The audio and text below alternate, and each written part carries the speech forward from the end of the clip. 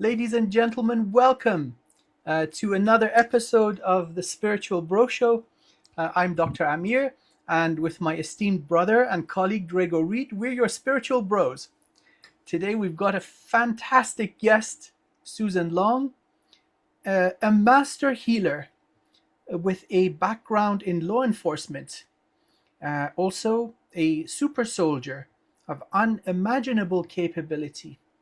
We're truly, truly honored to have her today with us. Welcome, Susan. Thanks for having me. It's nice to see you guys again. Yes, indeed. Yeah, it's been a while. I had actually seen Susan a couple of times at different conferences, and we've always had an awesome time hanging out. She's an awesome person, and we've got to talk behind the scenes about some of these things that we've went through. And oh man, just remember some of these conversations. But Susan, I basically thought we should start with setting the Montauk stage and basically get into your healing modalities so people understand your unique qualifications and point of view, being that you're an insider in the program. So I guess we should start with your childhood. So you had your first abduction experience at age 2 to prepare you to become an asset. Why do you think they started your abduction experiences at such a young age to prepare you for this? I think it's just easier probably to program a child, and we might not have as much fear. And I'm also this the psychic ability runs in my bloodline, but mostly supposedly it's on my mom's side. But doing some DNA research, and then Amoria Sweet has access to the Mormon computer, and she was tracing. It was dad's side all the way back to the Tuatha and Enlil and Enki. So that was pretty fascinating. And because my great grandmom, her sons were in World War II in the Navy. Here's where the tie-in from the Navy programs come. And I've read stuff that they put out there where the Catholic Church was looking for the 200,000 golden children that were coming in the 60s and 70s. And I think I'm one of them. And when I'm really happy or doing energy work, I just try to get to that zone or I'll just start glowing. And I don't really have that much control over it. It just happens. Like if you saw that podcast I did with Penny and Jane Celia Hatch and what was that fire something one of my other friends that was using another name instead of her real name. I was glowing for almost 2 hours, but I hadn't seen Penny and my friend for like a year, so I was all excited. And then it just, because I use this light for healing and I also use it for destruction. And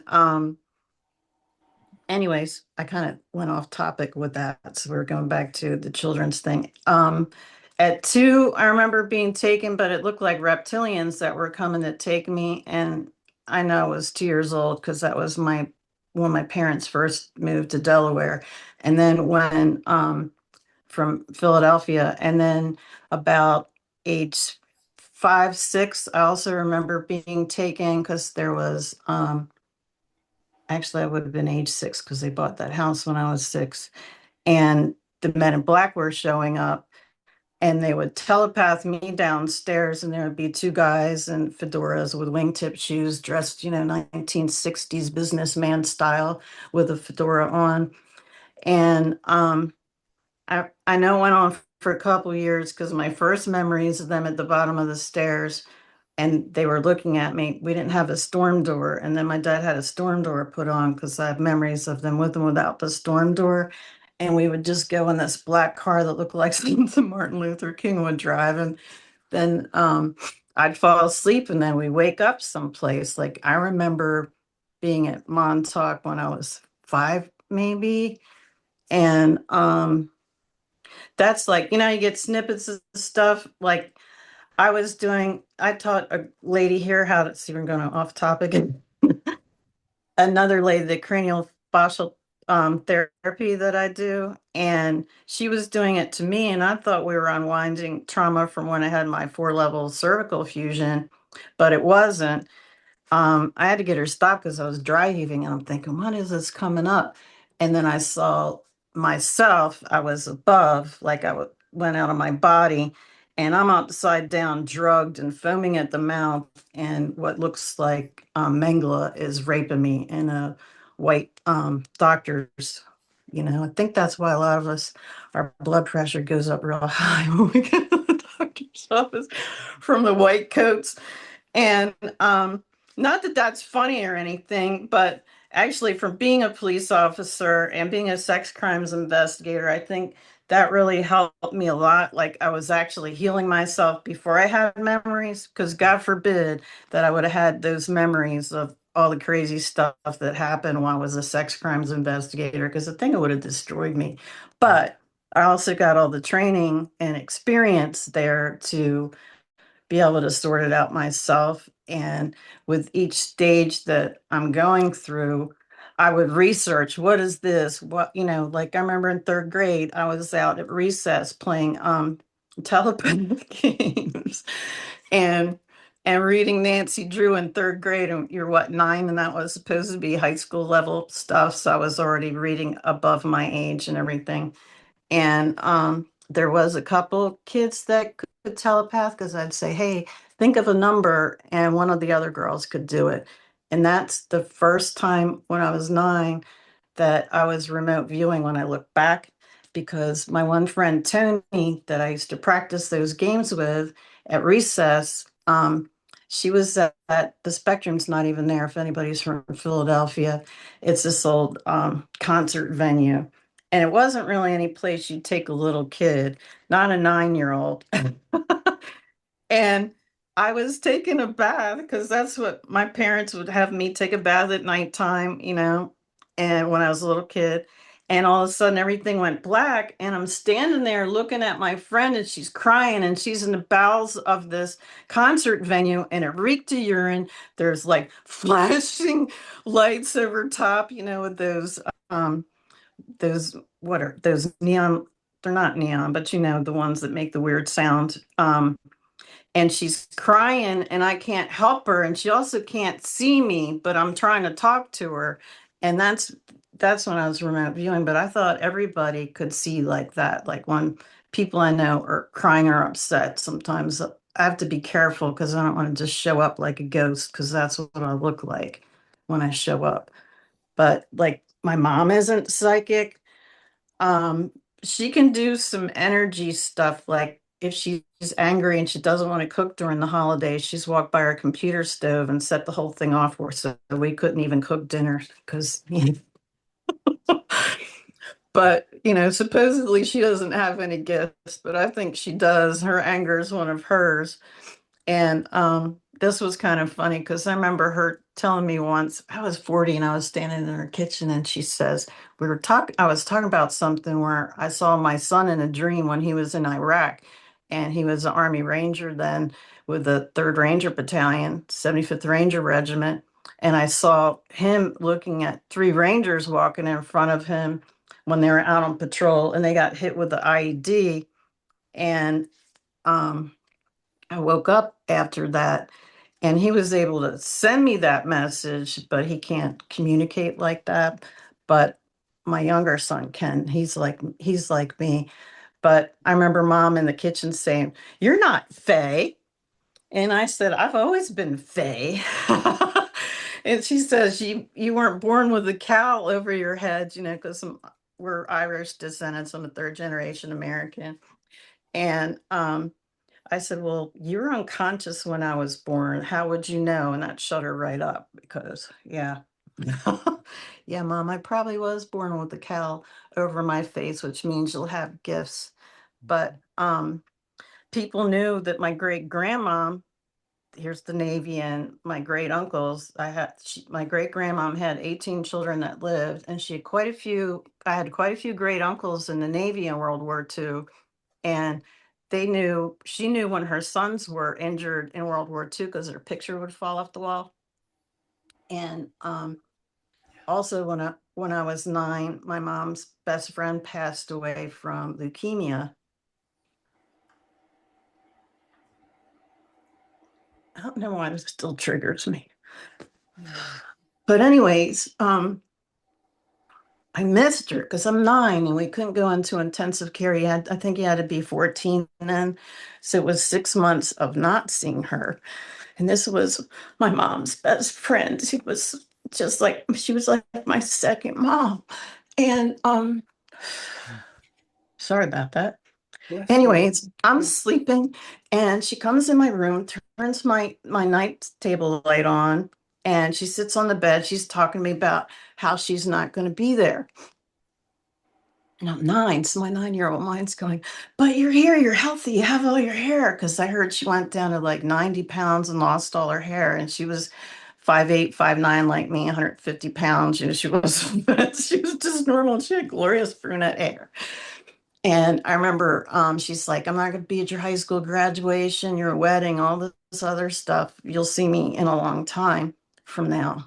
And then she kissed me on the forehead, tucked me in, turned my light off, and left. I'm ecstatic the next morning when I wake up because I'm like, yay, she's out of the hospital. She came to see me. And I'm like skipping down the stairs and I see my mom because we were in that typical American suburban house where, what do we have? 2, 3, 4 bedrooms, 2.5 baths. So I come down the stairs and I'm in the front hall by the front door looking at her. She got her back to me and she's smoking a cigarette. I said, Mom, Patsy came to visit me last night. She spun around and she screamed at me, how did you know she died last night? So I didn't tell her anything after that. And then my great grandmother lived really far away, and I was taken there when I was 16. And she waited till my mom left the house, and she's like, "Oh, good, your mom left." She said, "I've been wanting to talk to you. You're Fey like me." And I was like, I was pretty shy when I was 16, and I was like a jock. Still kind of am a jock. But anyways, I'm looking at her and she said, remember when you thought you made your mom cry when you were 9? I'm thinking, how does this lady know this? She says, you're Faye like me, you have the gift. She's like, I have it too. You got it for me. And I was like, okay. And she says, it skipped your mom and she's scared of it. So we just don't talk about it around her. Only, it's ones in the family that do. And she says, your mom's actually terrified of it. And I was like, oh, okay. So I wish I had been able to talk to her because she died like the next week. And I had so many questions and then I never got to ask her. But I did when years ago when I was practicing the quantum trance hypnotic regression and I was getting regressed, I was like, hey, I want to go back to this beach where I remember being in Northern Ireland. I think it was on the East Coast. Um, and this little boy that I was with, I thought it was a trauma twin. Now, no, because he used to walk over from Scotland because there was a land bridge and we would play.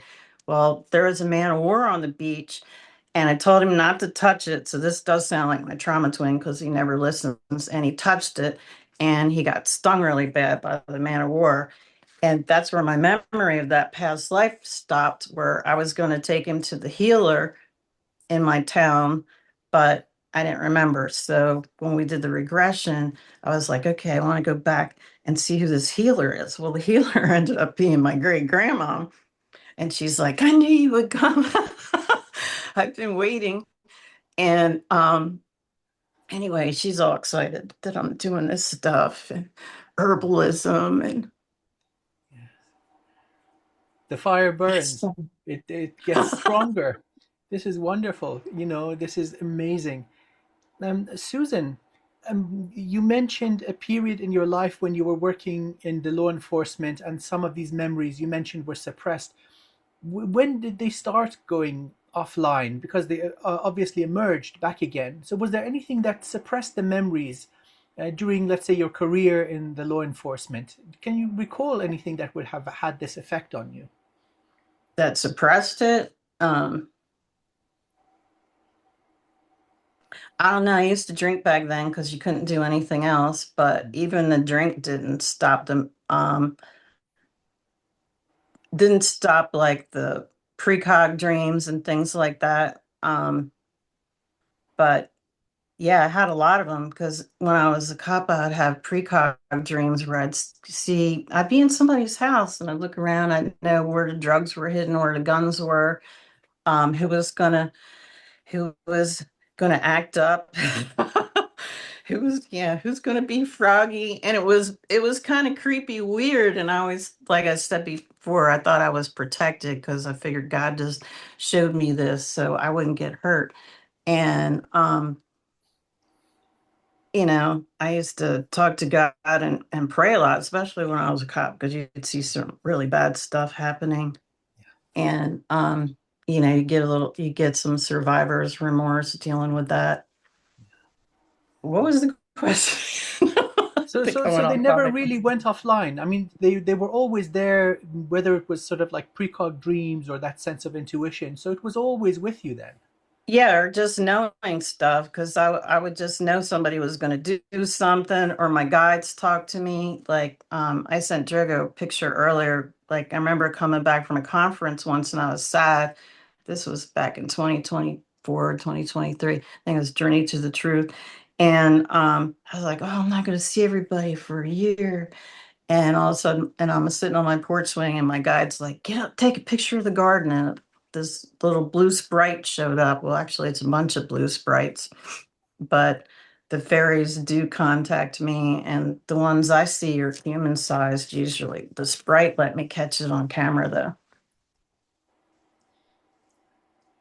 Extraordinary. Does does this fate connection connect to you being this golden light being that you are between lifetimes? Because I know you've described it as kind of like a Mergovingian kind of lineage with golden armor, golden boots, golden hat, and you're just kicking ass. I'm just glowing, and then I could make like this plasma aura that I can like. It doesn't hurt me, but I can pull like fireballs out and throw them at people, and that becomes like another shield.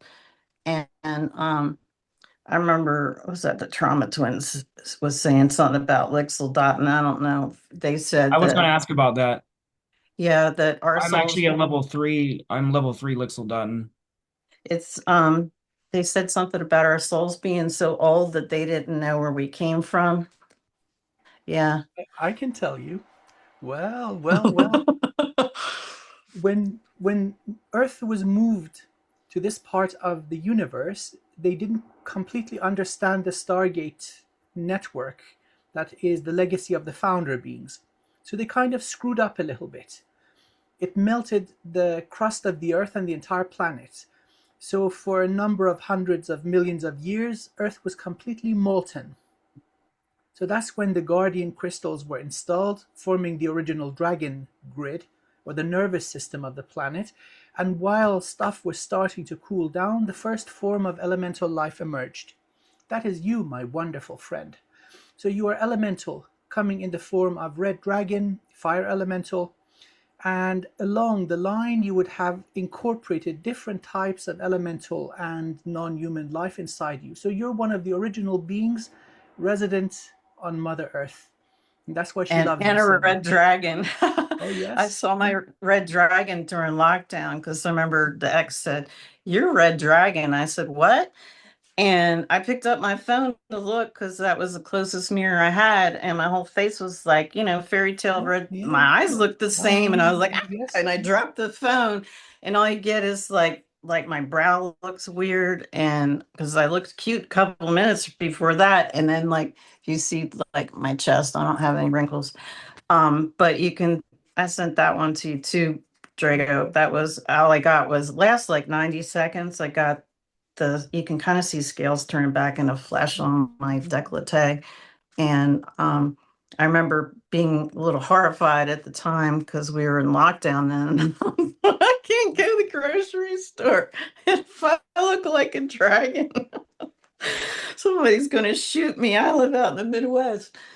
And I don't want to hurt anybody. So luckily it only lasts for a little while because in 2019 when I went to SETI, I knew something was waiting for me when I went there because I remember fleeing Lyra, but I wasn't really interested in ETs. I wanted to see the Bigfoot family. Bigfoot's still on my bucket list. I want to telepath with some Bigfoots.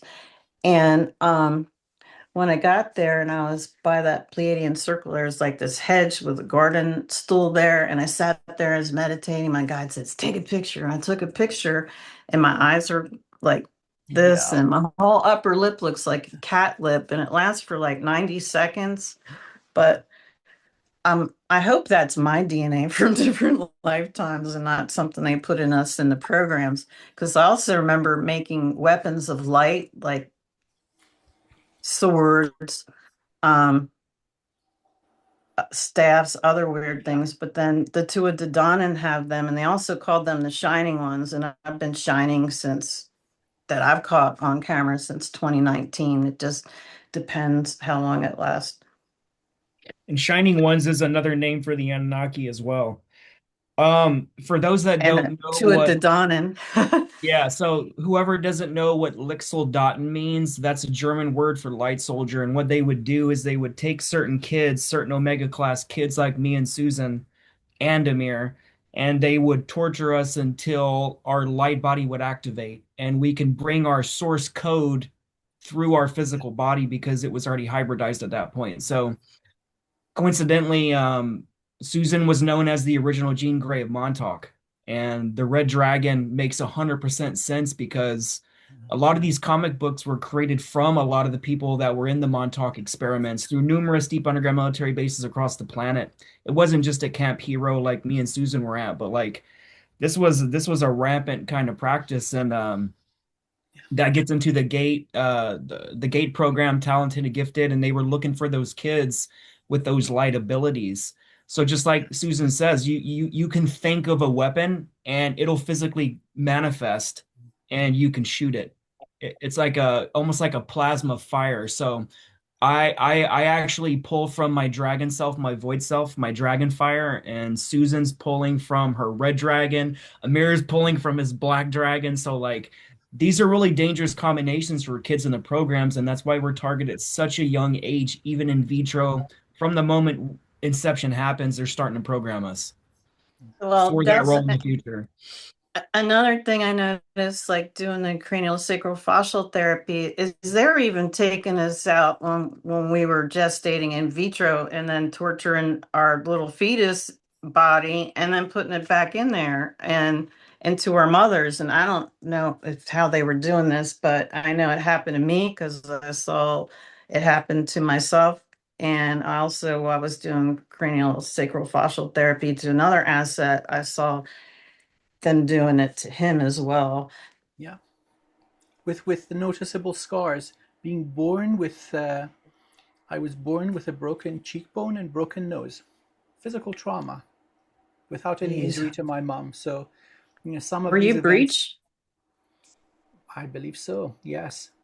Because he Yeah. was too. Because I Yeah. remember touching him, and then I'm a medical medium too. I'm just kind of humble about my abilities because I'm like, what if I can't do it next time? Yeah. Which would freak me out sometimes when I'm doing distance healing because I'll be meditating. And I'm like, what if God takes my gift away and I can't help this person this time? But it's always there. I just would used to freak myself out sometimes.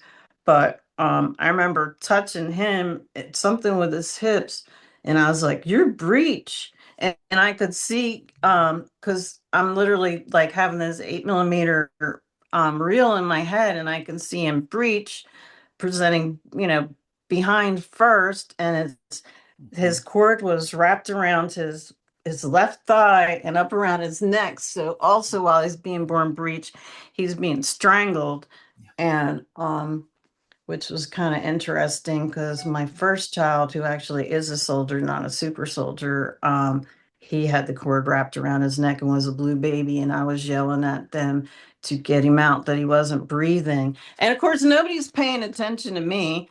And but I then again, I can tell you what day I conceived. So and he was blue, and then I could hear them talking to each other like I wasn't there. How did she know the cord was wrapped around his neck? Well, I could literally feel him contractions trying to go Yeah. back up, and I was like, oh my God, he's being strangled, get him out. And they lost his pulse too while I was in there, but he ended up being okay. He's really strong. Have you ever did a session trying to figure out the origin of why that happened? Like, do you think it was your son trying to reject the purpose of him being in the programs? Because I've seen that this is a phenomenon when I put people under. Sometimes when their child starts happening, they start wrapping their own cord around their throat because they have they have full memories at that time who they are and what their mission is, and sometimes it's too heavy. Yeah. And it's one of those ways of trying to prevent them from actually coming in. And then the secondary part is the program's trying to neutralize a possible timeline of That's that physically interesting. being in the timeline. I ask always when I have someone that happened with that during birth, there's always a reason for it, especially when it's program asset related. It's never random, ever. Well, I didn't want either of my kids to go in the program. I tried to get my tubes tied when I was 18 and they wouldn't do it. So I asked a couple of times, and now I know why I was scared when I was a teenager that they would abduct my kids. And I also was on social media for a long time because I thought somebody was looking for me. And now I'm kind of like, you know. That's why I've had zero kids and I'm 46 years old. It's been a really tough Same life to here. voluntarily not to. This is a burden we have to take on because, like, we know what's going to happen if we have children, man. Like, I don't want to pass that burden on to a child and them get thrown in the programs and get SA'd constantly and tortured and become another experiment. The experiments end with me. Yeah, because my youngest, he used to brag about how he could talk to mommy when she wasn't there. And I'm like, please stop doing that. You're going to get kidnapped and I'll never see you again.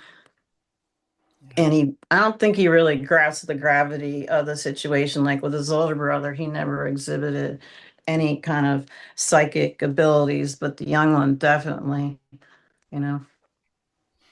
Non-assets never get it. Yeah. Well, it seems that these programs have been going on for an incredibly long time, at least 500,000 years, 500,000 years, and something is changing in the most positive way.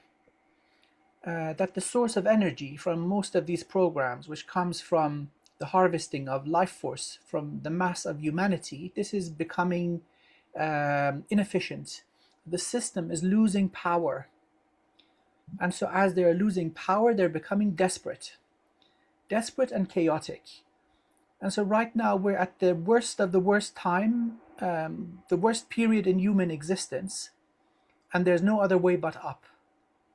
And so, we're going through a cleaning. There are so many audits happening. Again, we're looking at the spiritual component of this whole mess down here. So, very much so, it is a battle for the destiny and the soul of humanity. Us awakening or remaining unawakened and performing our task as cattle, and that is not becoming of the mighty human. So, in the next, let's say, 150 years to 3 centuries, we're going to be out of this mess permanently, but with great compassion. I mean, Susan, look at your own lifetime, this incarnation, this wonderful human vessel. Despite what you have experienced, there's so much compassion. There's forgiveness. There's no anger or vengeance. There may be exception for those who hurt children. That is understandable. So that is uncreational. But lesser transgressions, you will find the ability in your heart to forgive. The same applies to Drago. Same applies to myself. We're not here to hold grudges. We're here Hmm. to make sure that things move in the right direction. The liberation and awakening of humanity. Well, that doesn't mean that if I get a green light, I'm not taking out people that hurt us as children and are still hurting children and killed our babies and stuff. I'm definitely going for them. Uh-huh. Yep. Yeah, Mhm. people need to understand that those missions are already happening and we're already doing it. We've been doing it for a long time. This is something we're all three involved with. Yeah. We have to. And that's not a burden to me. That's removing a cancer from the timeline because they only eat the timeline and they invert it. And the timeline is organic and it does not ever like to be changed. It'll actually start fighting back. Yeah. And that's what when I was there through Project Phoenix, man, I had to literally help fix a lot of time rips because they ripped so many holes in time and space and everything was bleeding together and it was starting to collapse upon itself. And like I do a lot of that in the astral stuff, and that's not something I talk about a lot. I talked about it briefly in some of my presentations, but like that's a real thing. I saw time cops before I went to settlement on this house because I ended up being tricked into coming out here by an asset, and he used black magic to find me, among other things. And shoot, where was I? Talking about the movie Time Cop. Oh, the time thing. So I put a deposit down on this house to buy, but it was right before the holidays of Thanksgiving and Christmas. So it took a while, and we were in an Airbnb for a little while.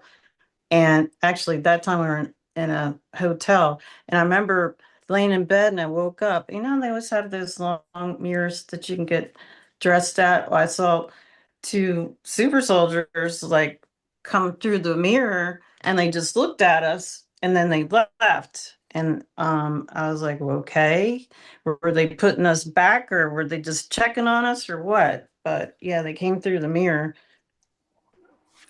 This is so good. Excuse me, sorry, Drago, for interrupting, jumping in. A lot of mending is happening. So certain technologies have been very badly abused, like portal technology, which includes back and forward in time. These abilities, one by one, are taken away from the control system.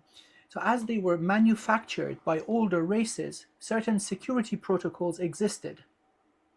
Now, through events like moving refugees to Earth, these conditions were softened or certain security protocols were deactivated, meaning that anybody could come through. And so now these are put back up, including the Stargate network. That means no reptilians in or out, no Anunnaki in or out. They're contained here. And so now we Well, get the last laugh. Well, some of us could go through the old Stargates, but Yeah, yeah. most of them got their brain scrambled because I remember I had enough DNA to go through it and it would just kind of make me sick to my stomach and that was it, but other people would just end up with severe brain damage. Yeah. And there was also a lot of biometric stuff too, because when you're talking about thousands of years, I remember being in this place in the mountains and I could look down and see this fjord. It looked like some mountains in Sweden or Norway or something. Switzerland. And there was a ship in the mountain, and when I went in the mountain, I put my hand up to this biometric thing, and it just looked like a stone wall, and it turned green, and then it opened, like that green from like computers from before we had the internet. And then I went in there, and there was old medical bays and stuff, and I don't know how long that ship had been there, but they were using me because I had enough DNA to go in and do the biometrics for stuff. Because I don't know if I left that ship, but I know that we came there because it was me, a guy, and another girl. And I've since met the girl at a conference. She walked up to me and she's like, "Do you remember me?" And I'm looking at her. And I'm like, hmm. And this was back in 2017 or something. And then I was like, "Oh, I remember you now. You're the one that was with me on the mountain." Um, but heck, I remember dying on the Hill of Terror too, and Marta killed me because I was pregnant with some. He sent his people to come kill me because I could see like tiki torches at nighttime, and he's talking to these other alligator head guys, and he's like, "We got to kill her because she's going to unite these tribes," and he wanted everybody fighting because our clan where I was, because this would have brought the clans together. And then it had the clans fighting because each clan blamed the other one when it wasn't even the clans doing it. It was Marduk sent his people to come kill me. And apparently I was not worried about being attacked at all because I was out. It was my 9th month and I was walking, just trying to bring labor on, and nobody else was with me. And they ran me through with a sword. This was probably 1,000 years ago at least. And my partner, who I was pregnant by, came and saw me with this sword stuck in me, and he tried to fight them, get some retribution, and they killed him too. But at least I got to see him take out a couple of the assholes that killed me before I expired. Was Marduk a red alpha draconian? I just remember I couldn't see him, but I could see who he was talking to, and they had like alligator heads. So black alligator heads is what I could see in the dark because they had a meeting at nighttime. I just remember the red fire from the torches and these Were they really alligator tall? heads. I don't think it was them that came to kill me, but yeah, how does this work? Where they actually sent humans to kill me, but somehow these reptiles were in charge of these humans that killed me. Yeah, because you're talking about the being that John Whitberg encompassed, being called Sobek in Egypt, and that was part of Project Ibis. And they were helping run Egypt, these alligator beings. They were just some of these gods that were helping run Egypt. I remember living in ancient Sumeria too, so Yes. Were My you wonderful Anunnaki at that friend. time? me, I think I kind of look the same each time I come back, and there are a lot of skeletons with red hair, ancient Egypt. So, but then again, if you're red hair with the green eyes, have really dark green eyes, that's Anunnaki also. But don't they call every sky being an Anunnaki? I don't know. It kind of seems that way nowadays. Sumeria, your aspect of Inanna or Ishtar, divine feminine, balanced divine feminine who is not shy of pulling out the sword and cutting some motherfuckers. So I That don't think sounds much. like me. Yeah, that not much has changed. You're older than the plant kingdom. You're one of the original residents, and of course you would have engagement with all sentient life, whether they're native or not. The purpose is balance, really. I suppose we can all agree we want this to work out for everybody, because lots of these beings are not acting out of free will. That's important to consider. Many of the Draco reptilians are controlled, mind controlled. Their energy structure is very badly sabotaged. So if you come across one of them in one of your energy healing sessions, they're missing the heart chakra. So it's kind of lots of the centers in the head are sabotaged. So these beings, they also deserve to receive healing if they are willing to acknowledge that they have done wrong and caused harm. They accept Source's offer of healing and they genuinely wish to change. So the being that was distorted and damaged is no longer there. That is gone. Something new emerges that can then continue evolving along the path of divine evolution. This does happen. And so this is happening more and more and more, and we're left now at this current moment where we're all three of us talking with the worst of the worst. So those who don't accept that they've done wrong, they don't even agree that there's a problem here. So they think they are better than the divine source. That's what we're dealing with now, and these guys are becoming fewer and fewer because they are crunchy and taste good with ketchup. So Hey, says the black dragon in me. Yes. I've got a bumper sticker that says that too on my car. So Amir, did you say that she's an actual aspect of Inanna? Inanna, yes, Inanna, Ishtar, deity of water, deity of love. So it's the same energy. Different cultures then give it different names. Tara, Kuan Yin, Anahita, Ma'at in Egypt, justice, balance. So they're the 42 principles of Ma'at, divine law. And then we've got aspects of this in the Hindu culture, Durga. We've got this in the Norse mythology in the form of Freya. These are all the same consciousness. And so this would have as a soul aspects in different bodies. People would revere the human aspect as a deity. They would come always in a body that is beautiful inside and out, with great blessings, healing. I mean, if you heal somebody's child, they're going to love you forever. So it's a state of consciousness given to righteous beings. And so the same would apply to masculine, divine masculine, which is not a murderer or killer, it is a protector, provider, supporter, right? So giving the giver of self-esteem, facilitator of equal opportunity and growth. So these lifetimes would have been plentiful, all three of us. So even now we have some of these aspects. Ideally, it would be a balance between feminine and masculine, regardless of the gender of the body. So yes, Well, sir. Amir, you want to know something that's funny? Actually, my nickname on the police department was the Mighty Isis.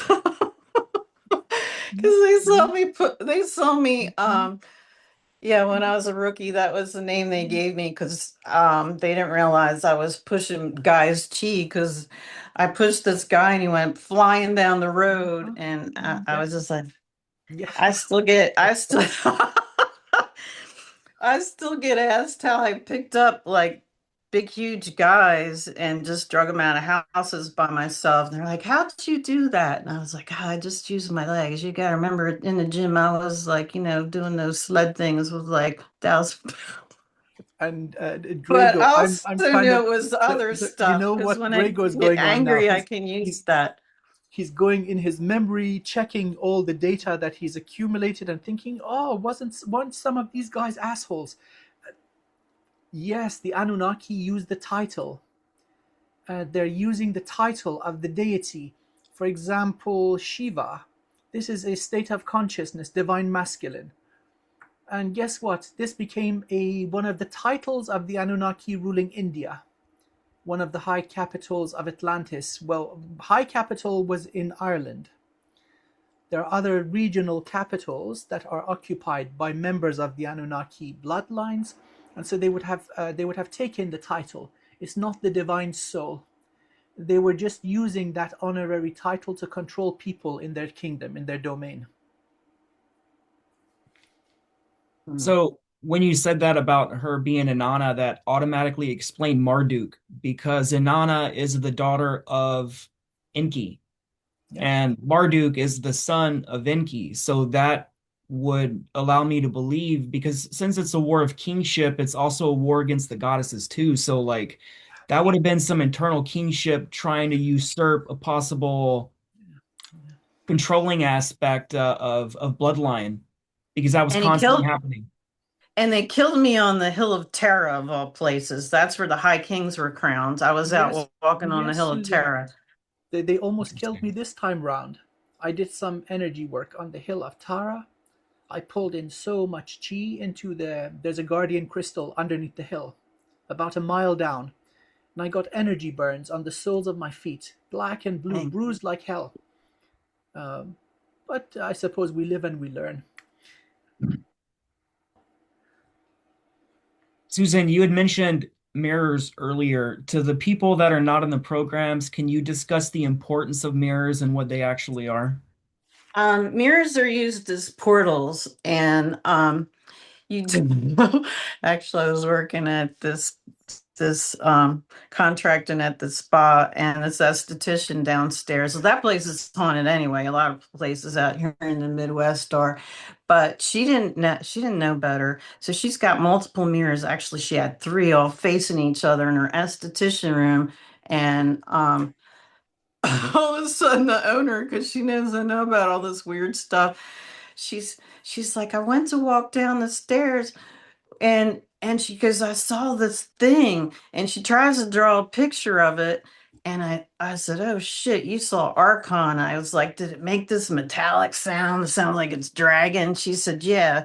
And she said it was threatening to kill my husband, and my husband can't see because she's fey like me. I like to work doing energy work with her because we can see what each other's doing, and I can actually see her guides, and actually think one of her guardian angels is the same as mine because one of mine is called Bartholomew, and her guide introduced himself to me as Bart. And I was like, how do you have one of the same guys I have? Because I've known Bart's been hanging out with me for a long time, and I've got other ones, but yeah. And she has her twin sister that died in utero also works with Bart, which is kind of cool because I'll see them both working on me. So, Amir, you talk about the archons a lot. Could you tell the audience who the archons are and basically what their role here is so people really understand it? So, archons are currently restricted to Dimension 7. They don't have access to higher dimensions. So, pure angelic beings, let's say pure Asgard, pure Mantids, pure Arcturians, they are not inflicted by them. They came in as part of the infection of mind control, afflicting the Draco reptilians. They are a form of artificial life, so they started out as technology but went badly wrong.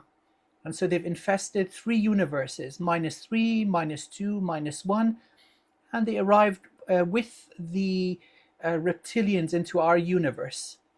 So it's essentially a form of mind control. The best way to describe it using pop culture would be the Borg Queen from Star Trek, assimilating different cultures, different beings, and trying to gain technological ascension. And so souls that pop into human bodies are of utmost interest. That's one of the purposes of these programs. So very, very unique souls with codes that would give them access not just to higher dimensions, but let's say inter-universal portals, natural gateways are of great interest. So they would be identified before the sperm and the egg mix, and we've got the first cell, and then they go to work on you trying to copy and replicate codes.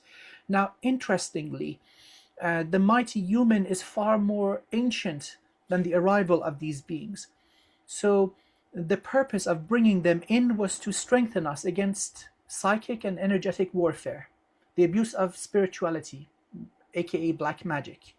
So stuff that would inflict our grandparents, our parents, we are becoming immune, and the next generation is completely impervious to many of these effects. So we're out evolving them. Many of the Draco reptilians, because these are usually matriarchal, they have an empress and then she controls the children or the clan. If that soul incarnates into a human body and breaks free of the mind control, then she can pass her immunity to her children. So in one go, an entire mothership, tens of thousands of Draco reptilian souls regain their freedom and they start healing. I've seen at least 3 of these Empress class powerful reptilian souls heal. Now, they're kind of unusual, and I'm getting goosebumps, chills just tuning into their energy. First of all, their psychic ability is off the chart. They've got this ability to induce bliss. That's how they control the children or the clan, but it affects humans too. And so they are usually targeted very heavily. So they're going against the flow of the major control system. So that's what I know out of sessions that I've done, but also personal interactions with these very brave souls. So they kind of were brought in to heal. So they heal. They were brought in so humanity is exposed to get tougher. And at the end of the day, there'll be no more archons. They'll be a thing of the past because it's just AI gone bad. That's what I understand of this topic. So, most of our audience is not familiar with how the AI predates a lot of things and how this AI has taken over numerous systems and came here and helped conquer worlds. Could you also give like a brief kind of synopsis of how that was even possible so this conversation will make sense to the audience? This would have started by sampling divine creation, like what's happening down here. Soul codes are sampled, but not to perfection. It's impossible. You see, divine creation is continuous and infinite. It doesn't matter how much you zoom in, it is still infinite and continuous. So what you're left with is a process of sampling, equal steps in time, and you take measurements. So the data becomes discrete. And then the best thing that you can do is fit a curve to the best of your ability, and you've got something that may or may not work. And so with this type of approach, there's always the possibility of something going wrong, disconnected from source energy that would enable natural evolution. These systems also naturally degenerate. So every newer generation is not quite as good as the original copy. And so if you're using this to enhance beings, so planting AI into a biological being connected to source is a terrible idea. And so in universe -3, this was attempted, and the whole thing went wrong. The ability to spread through nanotechnology, but also astral links, non-physical links, took over entire species. And so this became a plague. Now, Draco reptilians coming in would have engaged many sentient life forms in this galaxy and other galaxies, like the fall of Lyra. Now, add to that portal technology means time is no longer a linear thing. They've got access to a vast domain of planets that they can conquer and grow their empire. So it turns into a shit show. Earth is where it all ends. These little human bodies are the cure, believe it or not, because we can break free in a way that other species don't have a chance. So, yeah, this is where it's happening. If you're in a human body right now, you're one brilliant, magnificent soul. Thank you for that, Amir. You're one of the most well-read souls and experiencers I've ever met, and it's your knowledge that you're doing at the Bases Project next week and your presentations. And this guy doesn't speak from any canned material. He will go on stage and he will give a 2-hour lecture from his mouth, and you will go on a journey with him because this guy's like a chronicler of realities, like a bookkeeper. Like he can really see the true things that truly happened minus the stuff that was swept under the rug, and they're like, hey, look over here and this is the truth. So like Amir is really important in this story, man. So I'm just the car wash boy. Wax on, wax off. In the presence of you guys, I don't hold a candle to the sun that you guys are. And so Susan sitting there looking pretty like nothing's happening. Oh yeah, don't be humble. No, I was just thinking, you know that that I've worked with Bill Tyson and done some violet ray things, and he made me this Genesa crystal thing, and it's not hooked up right now. It's in the other room because I put my barefoot frame in here and it doesn't fit in here anymore. But when I got in there, the first time I got in there, I saw what I thought was the owner of this house, the original one, and his son standing outside of it looking at me. And Victorians were fascinated with technology and stuff, which didn't surprise me. But the second time I got in it, I saw these, there was like 7 or 8 of them. They were these smoky things. And I know who they were attached to, who put them on me, because they came from him and his activities, because he's derelict and deviant. They kind of look like the Pirates of the Caribbean cadavers, and they had this gray smoky thing, and I'm in there hacking away at them with my hand, karate chop, getting them out and burning them. And that was stuff that was attached to me from his proclivities I was unaware of at the time, because I never would have met him had I known about any of his proclivities.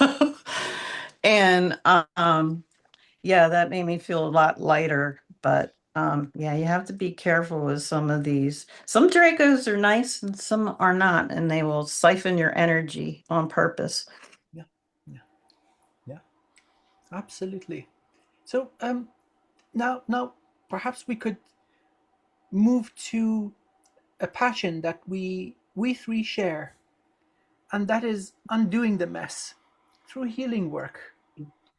And so I suppose the next statement we will also agree upon that there are some magnificent souls out there that have been beaten down and traumatized and injured and bound and messed with in so many ways. And there's always a way towards healing and fixing and getting them to remember stuff so they can start healing themselves and remembering and becoming that magnificent being that they have always been. So, Susan, with the healing stuff, when did that begin for you? Please don't say before physical life started and when I was a red dragon. I know, yes, but I mean this time round. This time around, I realized when I was a police officer that I could calm people down, and I realized there was energy coming from my hands. So I started researching it because I'm a nerd like that, and I was like, "Oh, it must be Reiki. Maybe I should take some of these Reiki classes to figure out what this is." And yeah, whenever I don't know something, I'll go research it. Yeah, I should have PhDs in them. But sometimes you can find the answers, sometimes you can't. And then with the healing journey, like I see new stuff all the time because people are like, well, what will you see with me? I'm like, I don't know. It depends on what your body needs to get rid of this time. You know, each time's different when I work on you and what your body's ready to release because it's not going to release stuff that you're going to be too traumatized about, but also it helps if they know certain things happen to them and they want to be put in a bubble because I'll put them in a bubble in a place where they like to be when they were a kid and just go up and down the timeline and heal all the way around it. And that seems to work really well with people that have been victims of sexual abuse. So Did you not realize that these abilities you had when you were an officer was bleed through from you being an asset in the programs? Like how much memory partition did you suffer from where you didn't connect these abilities? Because I think I'm a little special because I was hard to keep me programmed when I was a kid, and they end up putting me in a facility because I was hard to be programmed. But I've known about my abilities my entire life, you know? So how much bleed through really started coming through when you were an officer versus how much you remembered when you were a kid? are you talking about things I did in the programs or that happened to me or just abilities? Because I was just remembering stuff all along from other lives. Like when I go in and pull in this golden light from the ether, I just call that's part of what I call the Feynman energy healing because I'm just doing stuff I remember being able to do. And I'm remote viewing into you going, does this belong here? Does this not? What is this? Should I ask this person this or are they going to be traumatized? And my guide usually gives me good advice. But because sometimes we're going to see stuff that they didn't remember. But like I would say the majority of the SSP memories came back when I started watching the thing Corey Good was on because I was like, what the hell? And then I watched one of that was back in 2015, and then I watched one of Penny's shows and I was like, oh shit, I don't even want to look at this. I know I was in this crap. But like I was having dreams when I was a cop that I'm and it kind of reminded me of the Terminator movie because I'm inside of like the bowels of a ship or something, and there's like steam boilers and stuff in those, steps with the holes in them, the metal ones. And I'm in a shootout with some German looking guy with blonde hair and blue eyes. And I wake up and I was screaming. And my late husband shook me awake because I'm just sitting there screaming in bed, holding on to where I'd been shot in my shoulder and in my thigh. And that was one of the ones I just didn't put it all together until like 2015. Like I didn't understand why I was fascinated with the occult when I was little, because I remembered some of the weird occult stuff they would do to me. And I thought they were dreams and they weren't. And that's where I was able to put it together. Because I haven't actually had a regression where I remembered SSP stuff. It was just downloads. And then I'll meet people and like this was a Montauk related thing. I remember being with the trauma twin, and we went to where his half brother was, and his half brother says to me, he's like, "You look like my science teacher." And as soon as he said that, it's like ping, and I could see me in Montauk teaching him how to do telekinesis. And we would just sit Indian style, and I'd have the kids put their knees to my knees so they could feel my energy and make it easier for them to feel things. And also, I like making the Merkaba with and I just looked at him. I'm like, I was your teacher, but it wasn't science. It was parasciences. So, Yeah, and then other people, I'll just, you know how that works because you'll just start talking to them, and all of a sudden you're like, Yeah. oh, okay, I remember you now. I remember this, that, and the other thing. And you're like, shit, I thought that was a dream I had 20 years ago. No, it was like, I remember stealing files because we wanted to remember each other because they had threatened to send us back. And I think I've been on at least 12, 20 and backs because I worked for the Germans, the American programs, and some of the corporation things they would just come and take me for. And I still get taken once in a while. It was a couple of years ago to open up a portal now with the yeah, Nellis Air Force Base where they took me to because they were taking me at nighttime a lot then. I don't think they take me so much anymore now. I'm not really sure why, but maybe I'm not remembering some stuff. But I think I wasn't allowed to remember a lot of stuff when I was a cop because I had access to NCIS computer. I could run anybody, the National Crime Computer. I could have found assets that I remembered if I remembered then. And how foobar would that be for me to start contacting people all over the United States? And I know people that I worked with that were in Australia when they were growing up too. Um, and I kind of remember speaking some Spanish and French in those programs too, and some Russian. So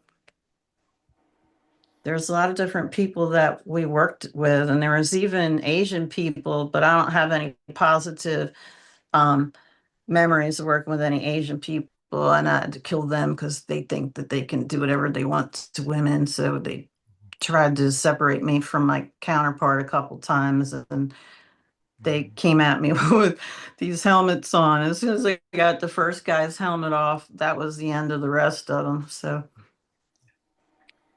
because they tried to lock me in a shipping container with them, and I just telepathed my counterpart, and he came and he was bending the door trying to get in the shipping container, and I already had two of them down at that point.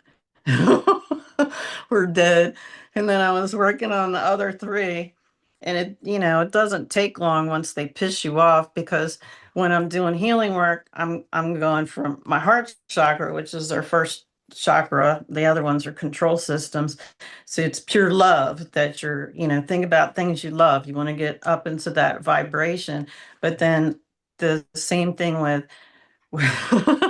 because somebody was watching me once when I got mad at something. They're like, look at you, your vibration doesn't lower. I said, yeah, because I know how to use that light frequency to heal and I know how to use it to kill, but you have to walk the middle path because I don't want to be like those Draco reptilians and um parasiting off of people so that they're practically dead. That's how they usually leave you because they're malignant narcissists. So Yes, When you we're very. mentioned, when you go ahead. Please go ahead. Hey, when you mentioned the Asian SSP people, were they Japanese, Chinese? Do you remember? um I'm not sure because they had helmets on, so I couldn't see their faces. I remember just seeing like this much of their skin, and I could tell by their skin tone that they were Asian. And they had red and black, it looked like motorcycle outfits on. That's what their uniforms look like. Hmm. I was trying to figure out if it was Red Dragon from the Chinese. They also go by Hong Long, and then the Japanese SSP goes by YNK, and then there's also Arasaka. So I was just trying to figure out which group that was. I don't know. There's usually five of them, and they didn't win because I'd end up killing them all because they didn't know who I was. Hard to kill Jean Grey, man.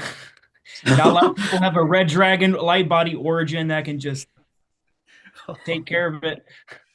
Yeah, and especially if I'm in my smart suit, because I remember climbing up a wall where we had actually that was Anne was there.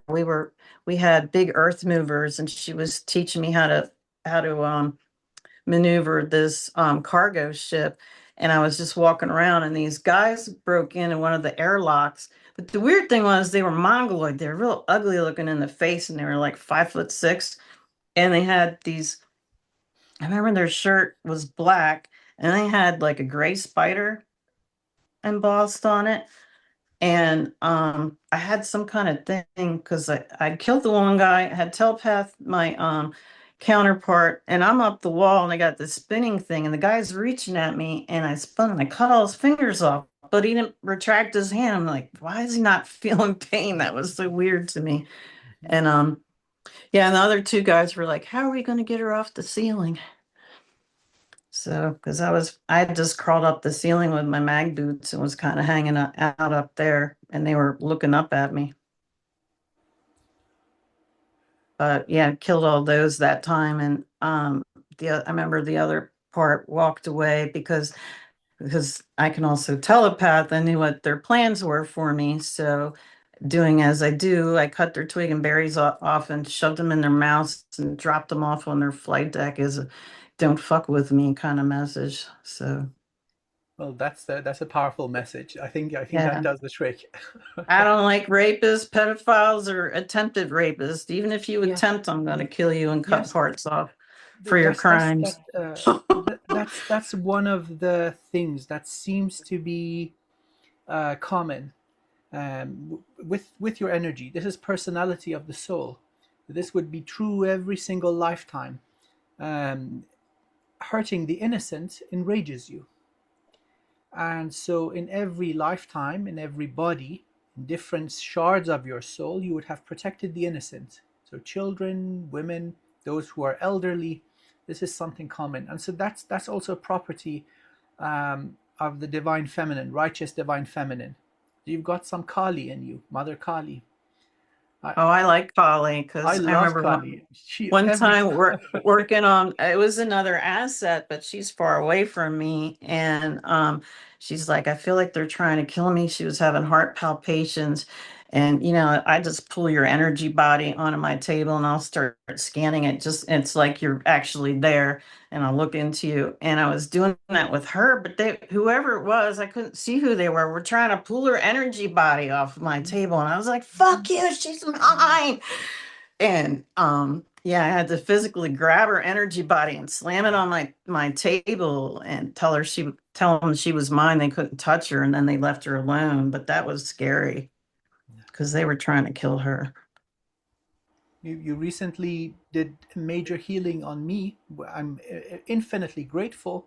So the same process, I could feel you working. So I had this object in my hip joint, which you removed for me. Instant relief. Instant relief. So I'm very grateful for that. It was actually becoming a pain in the butt. And you could Well, also that's get the, yeah, you it could, looked like you had piriformis syndrome because I could see your piriformis going across your butt because it goes from your sacrum to your greater trochanter, and it was bright red. And I was like, "Ooh, this is what his problem is." Okay. yeah, yeah, yeah. Well, thank you for that. Much You're So, welcome. appreciated.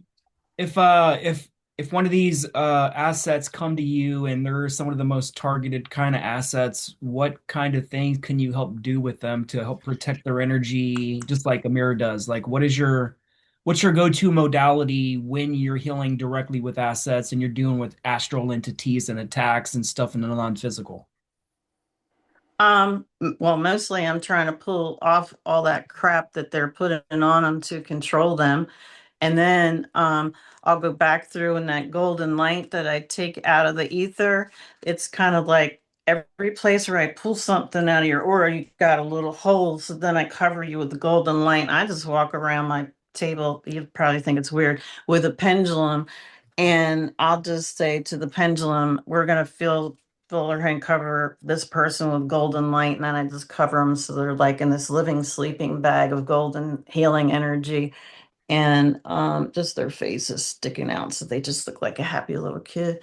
And I'll flip them over and do that on the opposite side too, because some people have kick me signs on their backs and they don't even know it that are like etheric.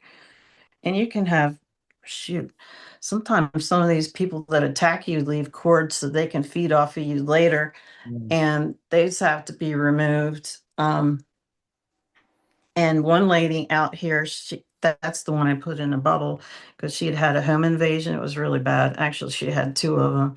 And at the end, after I pulled all this stuff off of her, I was going around with my pendulum, and she said, are you putting golden light on me? And I was like, fuck, you can see that. And she's like, yeah. She's like, it's coming through you. And I was like, okay, because I'm just pulling it straight down and putting it into you. And sometimes I'll actually see a cylinder because it was actually, you could see it on that video we did. There was like a Yeah, cylinder in the the, middle the of the the room. camera picks it up. Yeah, yeah, yeah. It's kind of uncanny, and you start glowing. And You become really ethereal. So it's like the boundaries of your physical body are melting away. You start And it shining. turns white on the It turns screen. white. It's really, really awesome. Like, oh my God. But the reason why I bought this house is because there's an octagon room. I want somebody to put a copper pyramid up on the ceiling for me, but there's nothing above that. It's an addition. So I'm literally like just bringing stuff straight down from heaven into that part of the room where I do energy work. And that was kind of wild. You could see that column because sometimes it'll just look like a column of golden light and it's got like the little fizzy things in it because when I'm feeling energy move, it'll feel like somebody poured soda pop down my arm, but it's not sticky. It's just all these tickly bubbles. And that's one of my tells, and that's where I'll know. And then I'll feel things as heat on people where they're having pain. I'm like, ooh, I got to check that out. And go in there like with the mirror. I was just pushing that golden healing light into his piriformis. I'm like, oh, so now it's and yeah, I do get in the frequency in my head where you're like, oh, in the 528 heart chakra energy, because that's where I feel like I can put out the best healing energy. But then I also do like rituals where I'm using herbs and stuff and putting them in my bathtub. I'll have salt, black salt. I'll have angelica root in a little thing and put that in my bathtub, and then I'll play. I like Dr. Virtual has some really good stuff on there. If you ever check him out on YouTube and give him a donation, because I'll just sit up in my cast iron tub and do that. And also, if you're getting targeted, you want to be in an old house like this, because I got plenty of lead and asbestos. And I don't know of anybody when I was a kid that had lead poisoning. They just want to get the Wi-Fi and everything else in your Yeah, house 100%. Yeah, easier. yeah.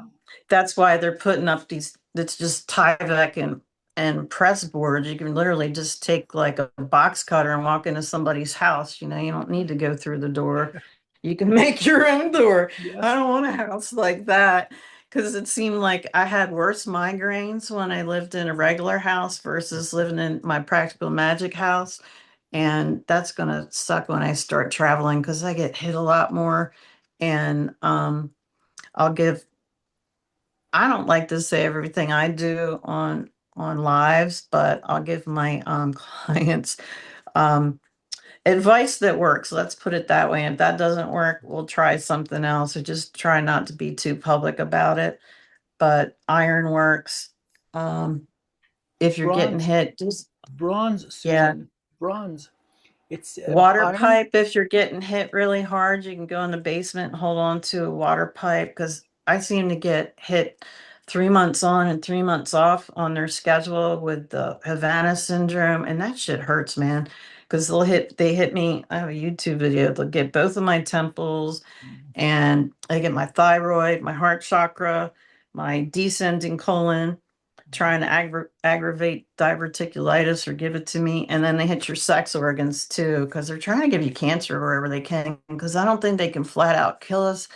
And when I'm getting hit, there's usually a ship outside in the clouds, or that was another thing, man. The counterpart talked about. He thought that we weren't having street theater because they're actually afraid to come out and confront us. Or me anyway, because let's put it this way, they always put the hard cases with me, in training and stuff. And that was another thing at Montauk. Like I remember, they they had cattle prods. They kept throwing water on me, and you're like naked on this table, and they're hitting you till you just do what you do, and you kill everybody in the room. And they were trying to activate my Selkie genes from being Irish. Um, And they did, and they also used those in different programs. There was some kind of dolphin program I remember being in with Veronica, and we actually had underwater Project domes. Seagate. That was Seagate. Because I remember having to swim around the perimeter to check, make sure that there's no cracks or anything, and Part of sentry duty. I didn't use breathing apparatus. So So was that one of your clones and you were cut with dolphin DNA as well? I also have a dolphin aspect, a clone in Project Seagate as well. Christy Campbell talks about it all the time. um, see, I don't really remember Christy, but she remembers me because I'm older than some of these other people, so I went in and out and wasn't actually going through the same training as they were, I think. But then I also remember them taking me out of a classroom in the 1940s to make it make sense. Because I went meta in a classroom where I blew out the corner of this. The kid I was sitting next to was making this funnel cloud come towards the classroom because we had this wall of windows, and he's laughing, and I said, oh yeah, I want to see what I can do. And there was a teacher, and she had a dress that came down below her knees, and it was kind of like Mary Jane's with little tiny heels. So I'm thinking this was the 40s or the 50s, and it was a brick classroom, and I blew out the corner of the wall behind her, and I just remember she peed herself while she was standing there. She was so scared at what we did, and then we weren't in the 1940s anymore. I'm seeing that that was part of Project Phoenix too, and that was a time travel placement. And also, Amir, about 7 minutes ago, I noticed there's draconians in her room, and they keep flashing in and out. I keep seeing them, so they're wanting me to see them. Can you detect that there's draconians physically in her space right now? Because they're making it obvious to me, and I keep focusing on, I keep seeing them flash. Are they out in the hallway? Yeah. Are you sure it's because it could be, I'm on a corner, it could be people driving by. No, Um, no, this isn't a light flash. This is a body that I keep seeing. They're well, they're shielded. I'm not seeing them. It's very usually intentional. I So can it's smell them and they smell terrible. The first time I did a regression when we were practicing, but like I said, I haven't seen any SSP stuff in regressions. I could smell a draconian upstairs. And after we were done, because I was doing it with Athena, and she's like, all these ETs were looking in the camera at me. She's like, did you see him? I said, no. But when we were talking after the session, I saw a gray walk by. I could see through him this doorway. And now I can smell them. I'm picking up through my They're definitely remote viewing this. They're definitely observing this transmission. It's obvious. Hey, boys and girls, guess what's on the yeah, well, you know menu? who the Draco reptilian was, and I'm a good reptilian. You are an evolved form of that archetype of life, which is dragon. These guys have been prevented from evolving because they are assholes. If they concede, they would have evolved long ago.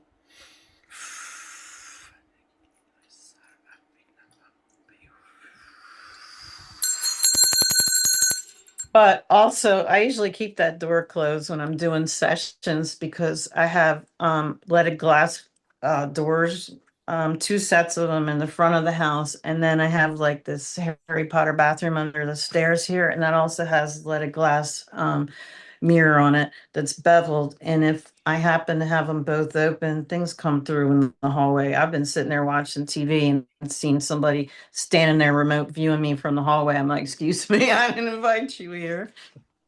Like when I remember cutting cords from somebody, and then all of a sudden they popped in the front hall, and I was like, "You're not welcome here. Bye." And Everybody they were, talks about him. which one? Are we talking about TA? Oh no, Oh, a different I one. saw. Oh, that one I saw in my bedroom because he's a pervert and he likes to his head was just his face was floating around the crown molding. I caught him twice. Yeah, Um there's a certain SSP asset that is obsessed with raping other assets and watching them in the shower, and he watches Penny Bradley when she's showering, all kinds of stuff. yeah, and he also was when we were doing a FaceTime chat.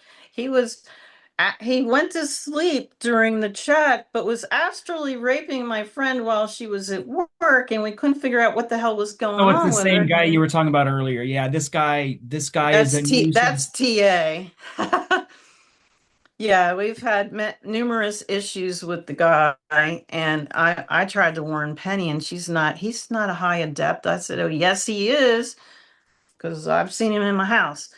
And somebody else that I taught to remote view ended up showing up that I cut cords with, and I'm like, "Nope, you're out of here," Okay, you know. I don't know who this TA dude is, but this is a massive violation. This Yeah, being he needs to. practices black magic too. That's even okay. Let's set a divine audit. Shoot, I just saw something move in the hallway. Yeah, this I saw a let's. shadow. Good. We don't have to go hunting. They're coming to us. Oh yeah. Well, I can go set up a camera out in the front No, hall no, because I've no, no. got some Let's take pulling. care. In the name of my beloved source of all sources, I create a pocket dimension. I pull in all intruders, all those responsible for the violation of sovereignty of divine beings in the form of rape, molestation, and harm of children. I pull into this pocket dimension in all aspects of their infinite soul. I initiate a comprehensive divine audit, and I set the contents of the pocket dimension ablaze with the appropriate strength and vibration of divine fire, so that it all may burn to such a degree for what remains to be of service to the highest good of all. Once again, I peg this into existence and bring it into being. Okay, we've just got a barbecue going, and reptilians smell really nice when they're cooking. I would say the burning flesh smells a lot better than what a draconian actually smells like. Because when a draconian, you don't have, if you're not hybridized and they You gotta step cook in, them, of you can course. you can smell the uric acid, you can smell the pheromones. Literally, you can't even be around an alpha draconian unless you're a hybrid because you will literally evacuate your contents. You'll pee and poop on yourself for Christ's You sake. add So like cook when them, they add some come, it's like Susan parsley, says, you smell them. rosemary, paprika, yes, some barbecue sauce, and yum yum yum. Some Reminds me of adobo. That wearing might like be good with some the necklace adobo and of garlic saison. cloves. Yeah, the You're like, skulls. I wonder if they taste like alligator.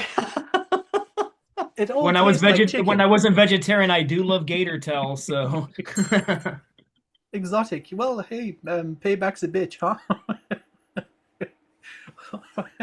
Oh wow, how auspicious. Well, we should do this more often. Bringing these creatures to us. Uh, you got to let's call just them say, out when it comes out, man. yeah, yeah, Like yeah. even the dude TA, I'm just getting sick and tired of hearing about this guy. I want to call him out by his name, but like I don't call out a lot of people. You have to Right, really right, right, escalate it to right. mess with me for me to call you out, but like he needs to back down because I thought he Not was on good. death's door, which is where the other one should be too. yeah, Mhm. but like was that a culmination of his practices? You know what I'm saying? When that thing happened to him at that one moment in which canceled his talk at the Super Soldier conference, Oh, I it did. psychically I felt it was all connected because he served on the Franklin with Johann Fritz. And that exact SSP ship, it wasn't known for a lot of good stuff. Well, I Like also remember him shooting me in the back when I was trying to escape on my dragon ship when I was pregnant one time, and he made rank for doing that because I remember he shot me with some kind of pulse rifle, and I just gotten up to the top step to get onto that flight deck, and I went skidding across on the side of my face. Um, yeah, and the next thing I know, I was in the friggin' dental chairs, and they had the guards with their black helmets on, and they were sending me back. But I think I also came back with that baby. I think that's my This younger guy's got son. this guy's all over the place. So it's not just a regular shard in a body. Yeah, he's been cloned and chopped up and replicated. So we're still pulling in aspects of this being into the bubble. It's ongoing, quite unusual. Usually it's really fast. But yeah, this guy's been spread across this universe all over the place. Well, we're pulling all the last pieces in. Let the beloved divine cast judgment. If nothing remains, so be it, including the human part. If there is a way for redemption and healing, so be it. So we're not causing harm, we're just snitching to source. Yes, please rid us of these malignant narcissists. They're attacking and assaulting people, and they have Yeah, absolutely no empathy. They don't feel sorry for anything they do. They don't care that they destroy you financially, mentally, physically. It's what they are. you know what? This right here, right now, has not happened before. Us coming together, speaking freely, without pain, with our dignity intact, with our heads raised high in the light of the beloved divine, and initiating audits. This has not happened before.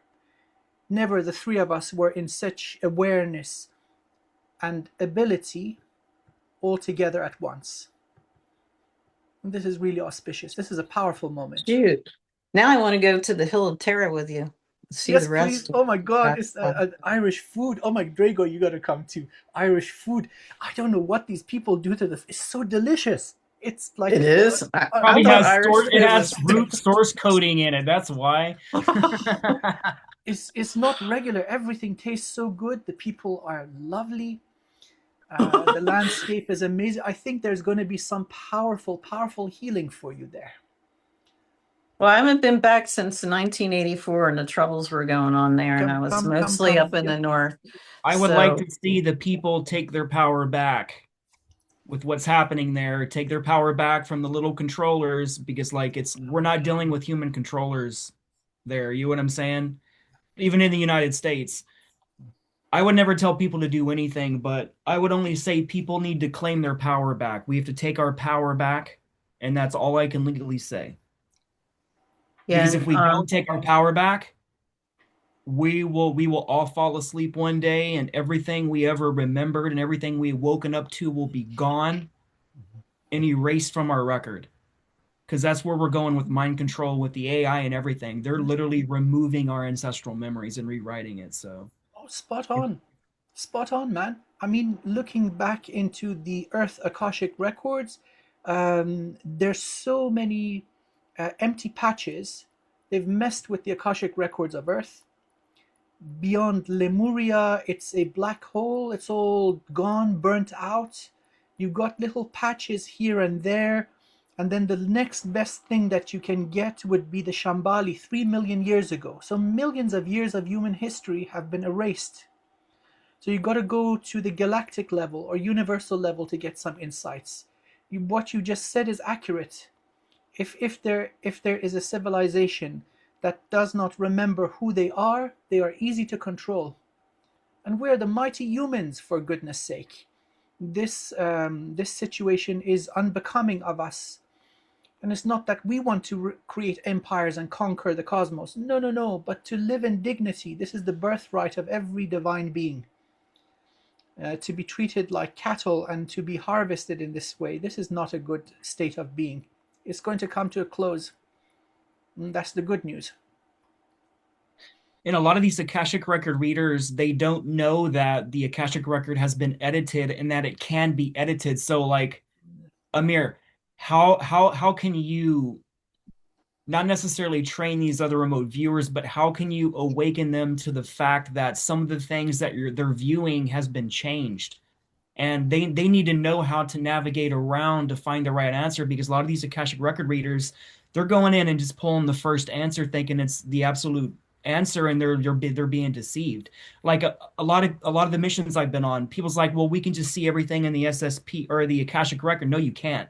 No, you A lot of can't. the shit that we did in the classified stuff, you're not going to see it. It is blocked from the Akashic record. So like there's only certain things you're allowed to view and unless Amir said you're like the central sun Yeah. where the shit's not being blocked and you can actually open up these files and records, man.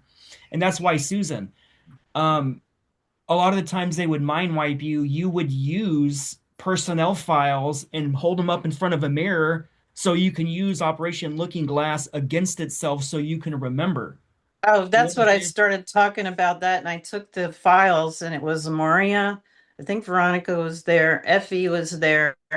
And I was holding up the files to the mirrors in the bathroom because we were trying to use looking glass against itself so we could remember. And I was saying to Amaria, I said, there was 8 by 10 of you in that. And I'm thinking it was 1996 by Hairstyles. And I said, there was a picture where you had this robin's egg blue native dress and you had some little beads on the sleeves and I think on the bottom of the dress. And she said, hold on, because we're doing in a live chat. And she goes and gets this dress out of the closet. She goes, I just made this 2 years ago. I was like, that was in your freaking file and you hadn't even made it yet. It's like some of the stuff is just so crazy. You should get her to show you the picture of that dress. Well, I'll show you that dress because I'm sure it's still hanging in her closet because she went and got out of the closet for me. I'm like, man, this shit doesn't make sense. Because yeah, I remember like people younger than me would be the same age, and then Yeah, it's it's weird seeing 20s and people backs. older or younger now. Well, with the records, to be perfectly honest, they are unreliable. At least the Earth level, it's like a public library in a ghetto. There's graffiti on the wall. People have lit fires. It's a freaking mess. And so with the sessions I do, I go only to the universal level. So the soul entering, or a very, very fundamental level, so the person remembers their essence. So telling somebody, okay, for example, you died in the 16th century from diarrhea. Okay, that might be in the records, but it's no use. Knowledge without utility is a burden. But that essence of the soul, which shards into so many bodies, that is true. And that seems to be very soothing for the person. They remember those fundamental gifts or siddhis or abilities that they came in with, they remember. So at that level, at the universal level, not even the galactic level, because the galaxy is a mess. So the closer down you come to the local zone, the records are unreliable. And there are beings with this specific task or soul mission that have come in to do repairs to it. So imagine a bumpy road and you fill the bumps and the potholes with sand. Each particle of sand is a seed of divine energy. So it unfolds and there's a built in mechanism of repair. But until that is complete, you can't rely on these records. The two different people see different things and then it can be infiltrated to show that a certain being is evil. Well, that could not be further from the truth. So should be taken with a grain of salt. The closer you go to the beloved divine, the source of all things, the clearer and cleaner it becomes. So it's really a compromise. How close do you want to come to the immediate previous lifetime? And then there's all these abuses in timelines. So you may have presence in multiple places in the past thousand years, for example. So it's not a clean cut opening and closing a book and reading from it. The next thing that's critical, you got to clean and heal the heart. If you've got trauma, it's like a dirty lens that's going to distort the picture coming through. So without heart healing, the person is reflecting the records that may originally be clean through the filter of their own trauma. So a lot goes into getting a clean reading that will actually benefit the person.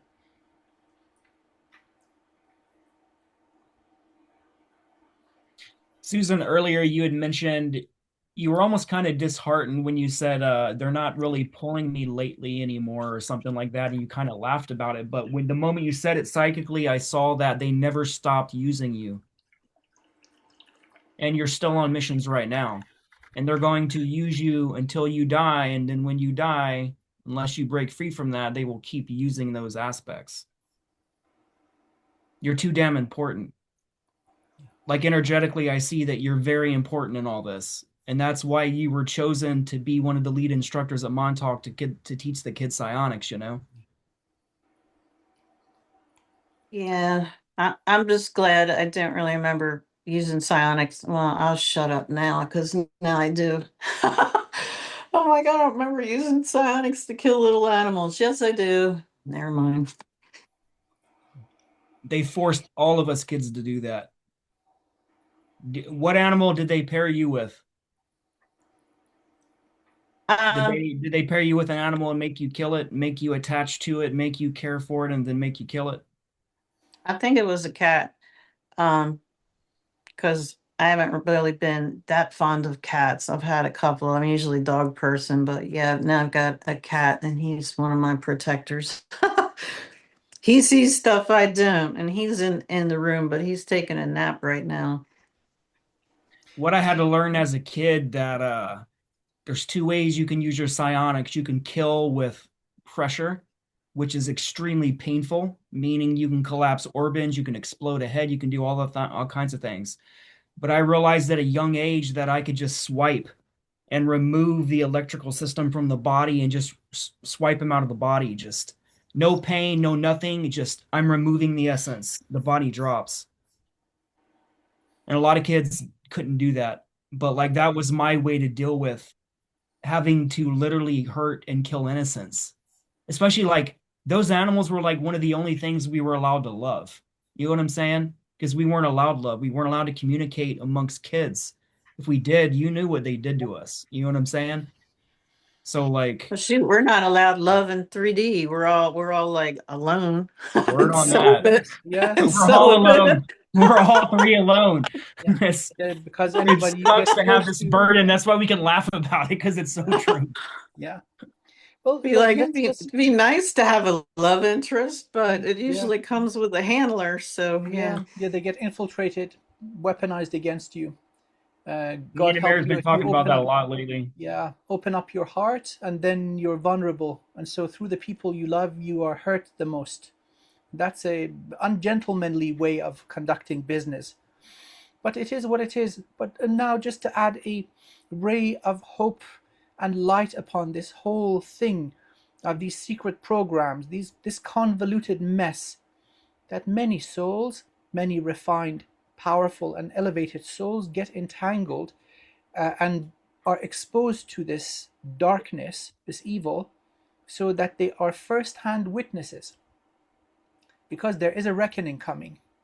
You see, if it's hearsay, there's always a way to deny plausible deniability or implausible deniability. But when it's between you and a soul that has inflicted harshness, pain, dishonor upon you, then there is no way of denying this.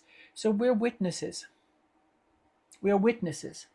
And so all that is in our energy structure cannot be erased. It's independent of the Akashic records or any other mechanism. It's stored in the soul, and they cannot get to the soul. They may mess with soul shards. So this is evidence for a final balance where this is coming, this is approaching in the next, let's say, 1 or 2 centuries, where everybody holding the bag, holding pieces of your energy, cannot deny it.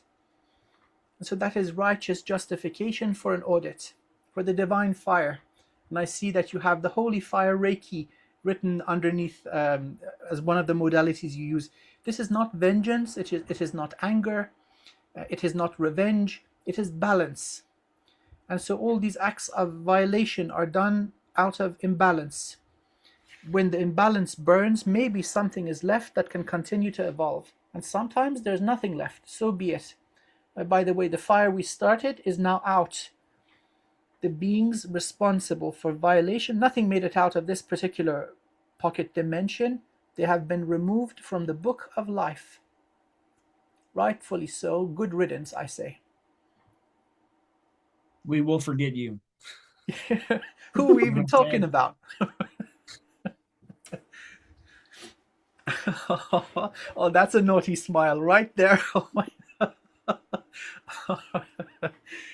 Yes, yes, I yes, just I just know who I don't want in my sphere anymore. Yeah. yes, yes, There's just some people that will betray you in every timeline, every lifetime. It doesn't matter what mission you're on, they will betray you. And yes, yes, yes, indeed. Yeah, this is why I have less than 5 friends total in real life. Yeah. And don't think that I've had other remote viewers look into those people to see who they are. And some of them I know what their intentions are, so I'm playing the long game on that. It's called the art of war. Yes. It's But jealousy. Because the Yeah, because people they want that to steal don't your like us, toes, of course. yeah, they're the people that don't like us, they're just parroting what other people have said and they want to be famous. And we're trying to help and heal people and bring all their soul shards back. And actually, when I go to eat, I generally, sometimes I'll just keep a pendulum on my table, but I'll put my hands over my food, like to pray, because the satanic network's even distributing your food. Um, yeah, and raise it to the highest possible vibration and to heal my body and my soul. And I call my soul shards back to me.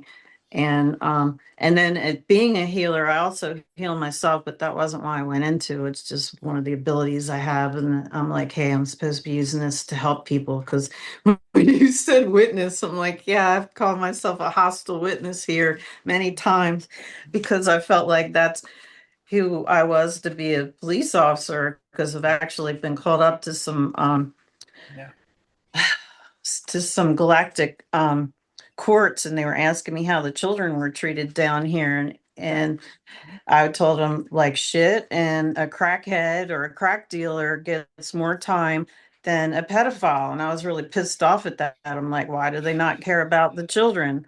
You know? yeah. Is that the same court where Penny Bradley's a bailiff? I didn't see her there. I saw this crab-faced lady and this tall white guy that kind of looked like Lurch. And Veronica was sitting there too. We were at the prosecutor's table, and we just were there to give witness to stuff we'd seen going on here. And like I said, I'm usually a hostile witness because I'm pissed off at what I saw, and what I had to be involved in was trying to fix it down here. So yeah. Do you remember if it was part of the Central Sun government? I thought it was That's a where a lot of council our of courts are. five or something, or a council of nine, something like that. It was some galactic council, because the tall white guy that looked like Lurch was also testifying with us. And the weird thing was, it was like this multi-dimensional courtroom, because it looked like any courtroom you'd see here in the United States with all fancy with the dome and everything. And while I was talking to the ETs, I could also see people in 3D reality. It was the two layers were on top, but they looked more ghost-like and we were more real. But we were just walking right through there with them, because the tall white guy said, I'm gonna press my face up against the glass and leave this scary face print and scare the humans. And he ha ha ha, they were funny ETs. And the crab faced lady kind of had a mouth like the predator. You didn't want to see her eat because it would go like this. It was ugly. I Okay. just I But they thought were I was thinking funny, of the whole Amir thing. I'm like, I go in and touch her cheek. I'm like, a Gucci goo, you're so cute. To me, it's just cute. I can look at the most grotesque being and I'm like, you're so beautiful. I used Oh, to but yeah, fear beings like you, but I'm like, I can appreciate it because like yeah. I am you, and it's just like I'm in your body, so it's only beauty to me. Even though sometimes These it's guys, like, they holy crap, it's scary. if they like you, they'll do a body swap. Offer, hey, you want to do a test drive? And hey, yeah, some of these bodies are freaking incredible. So the limbs have intelligence. It's kind of like walking in a human body, but there's just more things moving, climbing around. Some of these beings are really fantastic. So it's a respectful exchange. Hey, when you approach them with childlike joy, like pulling on their ear. Oh, what's this do? Or what's that doing here? And then so if you don't exhibit fear, and there's this light, the divine light coming through, the dynamics of the interactions change.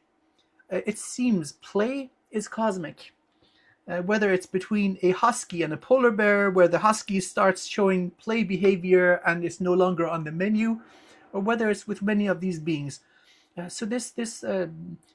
I suppose that's why they traumatize so many children. If they take that joy and childlike innocence out of you, you're diminished, greatly diminished. So this is the root of all of the things. Same as how our earth has been conquered. I mean, Susan and I share Irish heritage. Up to very recently, the Irish language was almost going extinct. It's coming back with a vengeance. You see, this is coming back through schools. So if you educate 1 or 2 generation of children, the old ones are naturally going to die out, and then you're back to the original status. It all starts with the children, healing them, making sure that they are safe, that they get an equal chance, that the sanctity and divinity of childhood is respected. No religion, no dogma, no force, no spirituality, none of that, until they are mature and they can choose. That would be the right way. But I was like, when I did my DNA, I was 1% Persian. Oh, there we go. Okay, so we have more in common than meets the well. How Yeah, it about was weird stuff in there, like 1% Egyptian, 1% Sudanese, 1% Persian. I'm like, where's my tan at? I just tan in spots because it just looked Persians like are the white. immigration You'll tan. be disappointed. They're white. They're white, blonde hair, blue eyes. They're Aryan root race. So yeah, you're not getting any tan from that side, I'm afraid. Do they connect to the Lyrans originally? There's a mix. I think that they have some Orion mixed in them. That makes Uh, sense. yeah, the whole warrior thing. They're very different from the remaining people in the west of Asia. Weird ideas of honor, and then it seems under pressure these codes are activated, Phoenix codes. Suddenly they remember, rah, we used to be an empire and whatnot. I mean, you see this happening as we speak. Um, yeah, I think they've earned their right to exist. Wonderful people. And what I've also seen with the obsession with the Aryans is that when I was in Lyra, I remember a lot of the beings having blonde hair, red hair, blue eyes, green eyes, and that's why Hitler was obsessed with finding the original root races because they Yeah, had the original programming codes. They can be reprogrammed the most easiest because of those root codes. So I just thought that was fascinating. yeah, Kind of like in Egypt, Bolivia, all these places in South America, we're finding all these yeah. the Red Nazca hair. mummies. We're Yeah, yeah, finding yeah, red hair, extended yeah, skulls, blonde hair, yeah, blue eyes, green eyes, going yeah. all the way back. Same writing, man. Same writing. That's what I'm going to be talking about in Basis 2026, the runes. Now, these aren't just chicken scratch. It's not just alphabet with a phonetic equivalent so you can document writing. No, no, this is spiritual technology.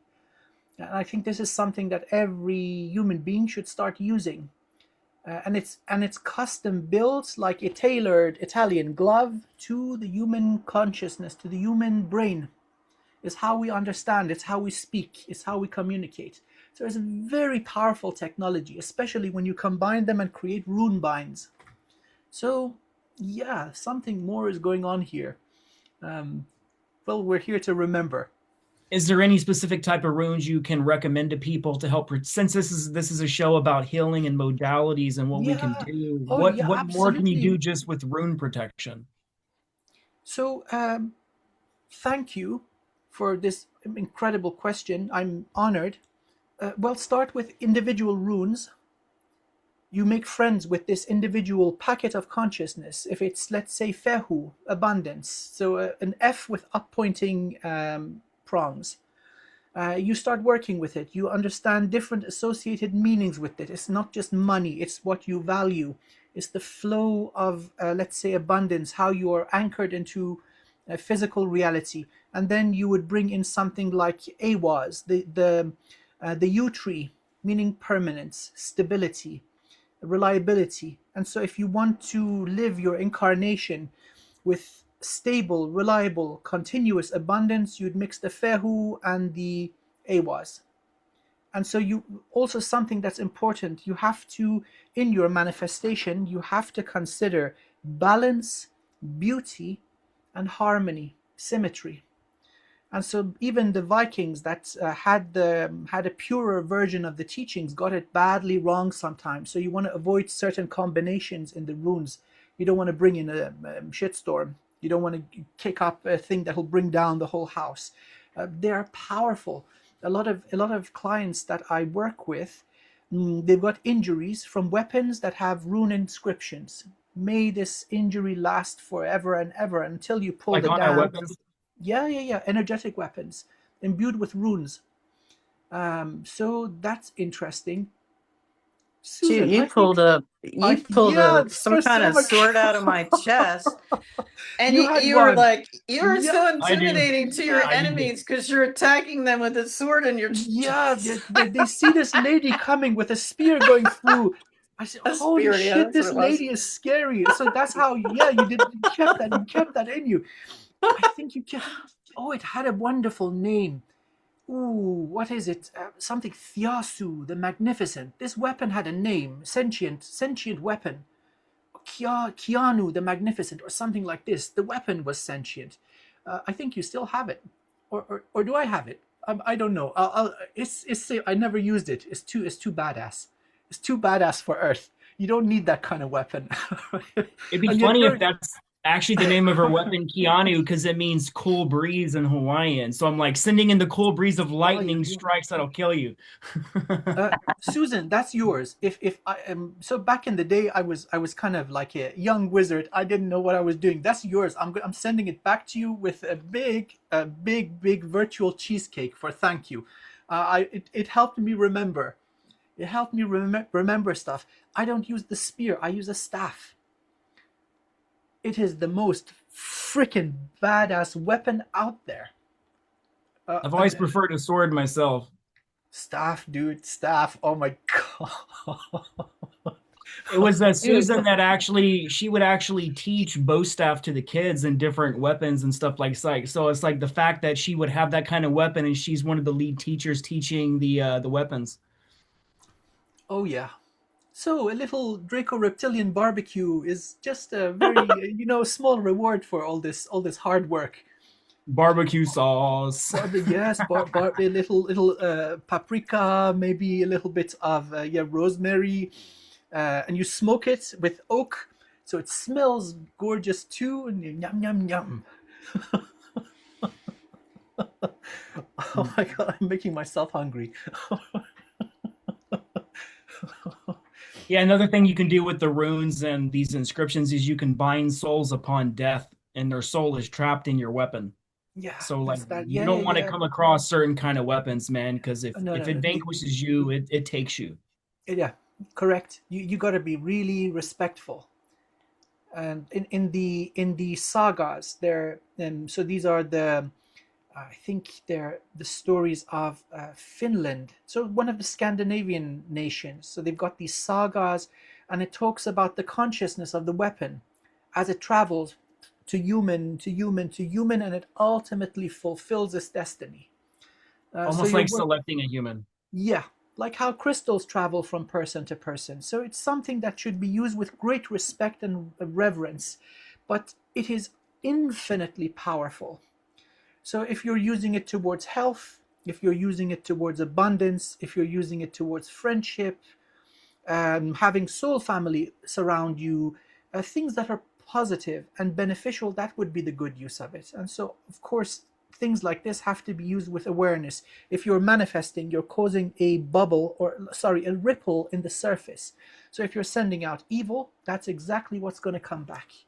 If you're beneficial, if you're healing, if you're cleaning, if you're an instrument of divine blessings, that will just amplify your own well-being.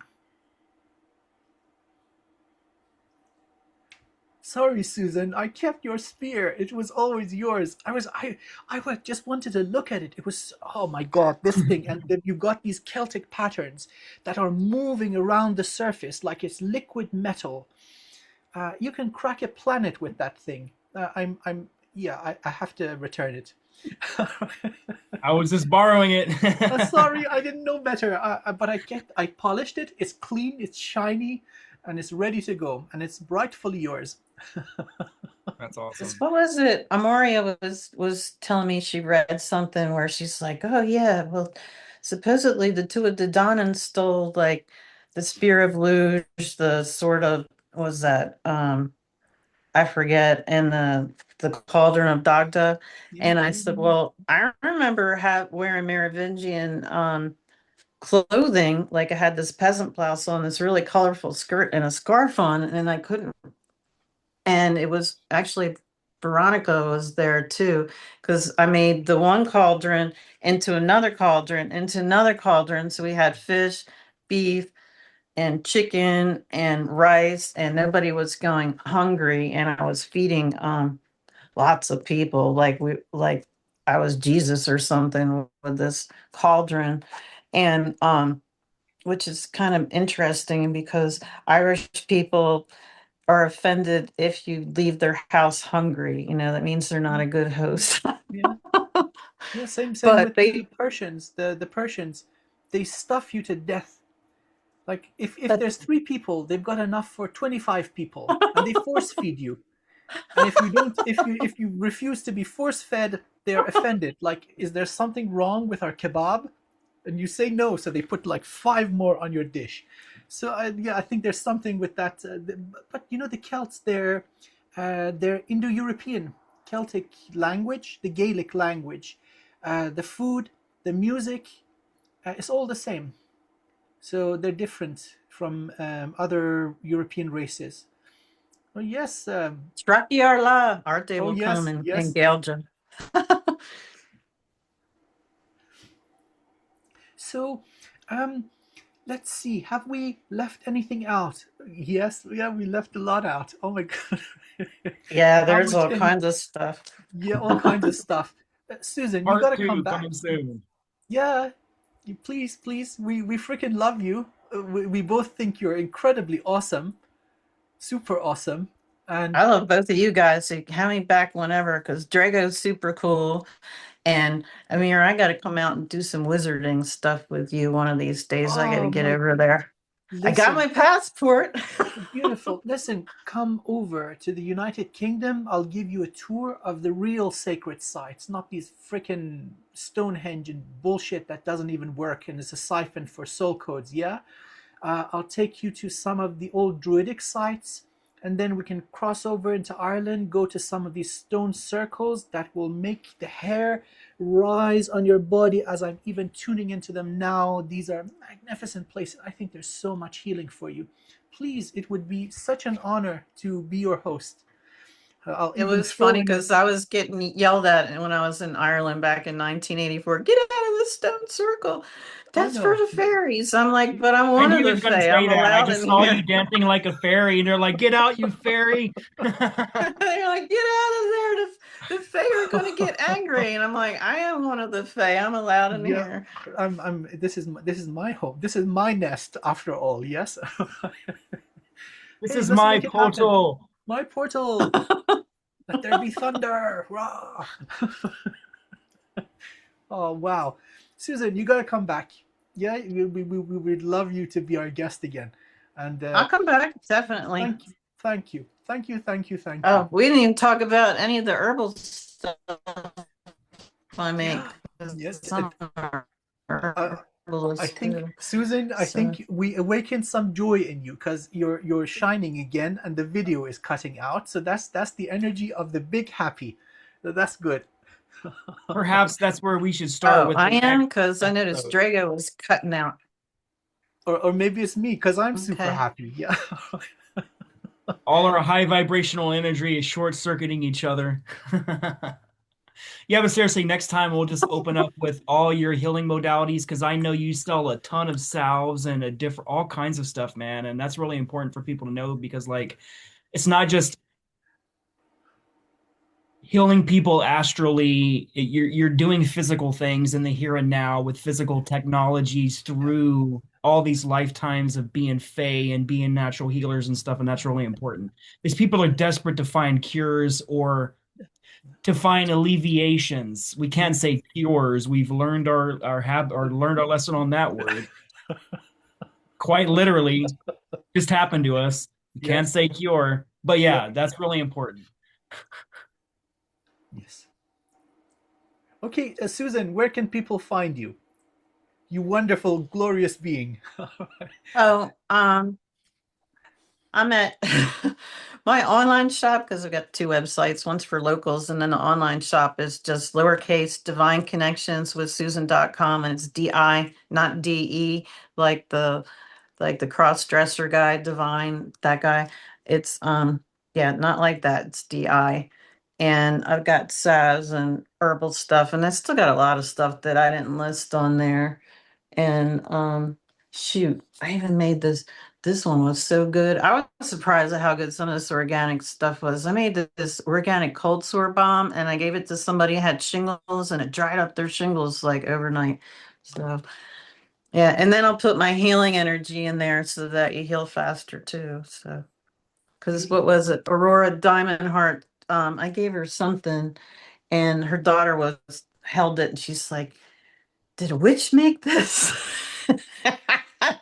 She's like, I can feel the magic in it. And I was like, well, I do put healing energy into them too, so you heal faster. But I see you in the astral wearing like this sorcery outfit of like a good witch, and you have your big old wooden spoon, and you're like bringing astral elements. You're like, okay, I'm taking this to throw it in there. Like, oh, you little good one. And I'm like, it's bubbling magic. I just see that's who you are. And there's a whole line of dragons very politely waiting with their little containers. Hello, sir. May I have another? May I have more, please?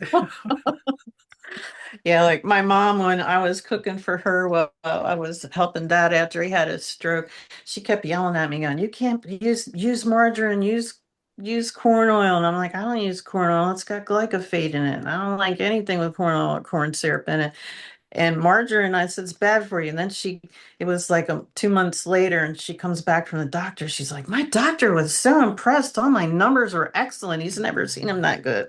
I said, you're welcome. Yeah, because while I'm making the food, I'm also raising it to their highest possible vibration to heal them. And yeah, I'm like, you're welcome.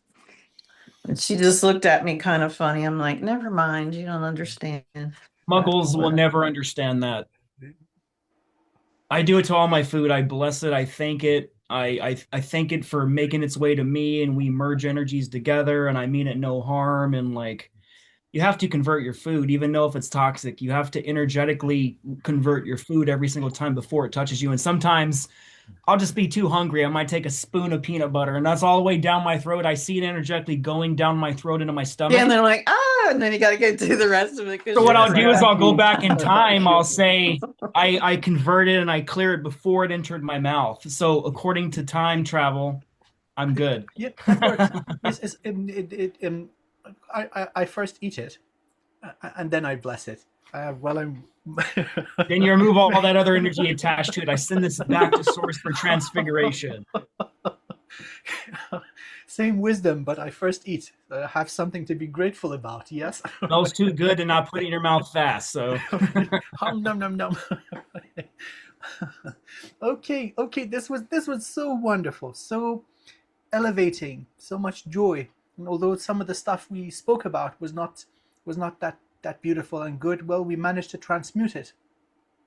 So, ladies and gentlemen, thank you for, if you've made it so far. Subscribe to our channels. This is a collaboration, equal collaboration. We'll put all the data, all the links down there. If you like to support us, please do subscribe, share the goodness, and we look forward to other wonderful episodes with Susan. Thank you. Thank you. Much love, everybody. Till next time. Until next time, everyone.